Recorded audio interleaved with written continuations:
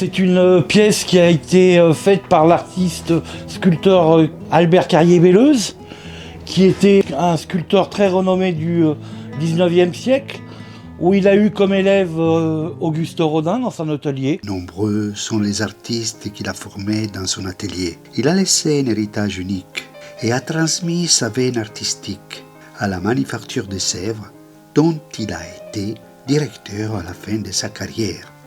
L'artiste s'inscrit dans le néoclassicisme sculptural.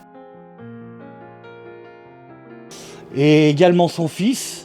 Son fils à l'époque était donc le directeur de la Manufacture de Choisy-le-Roi, dont la pièce est issue. En accord avec son fils et le patron de la faïencerie de Choisy-le-Roi, ils ont édité quelques-uns de ces modèles, dont le modèle que vous voyez ici, qui est un modèle en barbotine polychrome représentant une femme médiévale au coffret.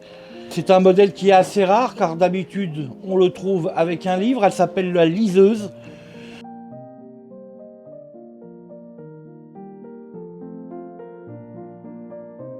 Carrier-Belleuse est intégré au Comité national de la Société des Beaux-Arts et participe en 1873 au chantier de l'opéra grâce à Charles Garnier et au soutien de Napoléon III.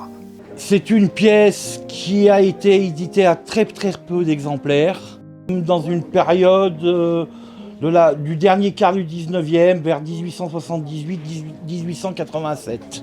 Trouvée dans une très belle maison bourgeoise à Lyon. C'est une pièce qui représente donc une jeune femme médiévale, et c'est une pièce extrêmement rare, et je pense que dans ma vie d'antiquaire, je ne la verrai qu'une fois. Je suis donc antiquaire à Lyon. Nous sommes basés à côté de la gare des Brotteaux. Donc vous êtes sur la foire de Château, qui est une très belle foire, et donc vous trouvez aussi d'autres objets, des meubles, des bronzes, de belles sculptures sur la foire, qui sont chez d'autres collègues, et il faut venir nous voir. Carrier-Belleuse a prouvé en France que la sculpture classique était toujours vivante.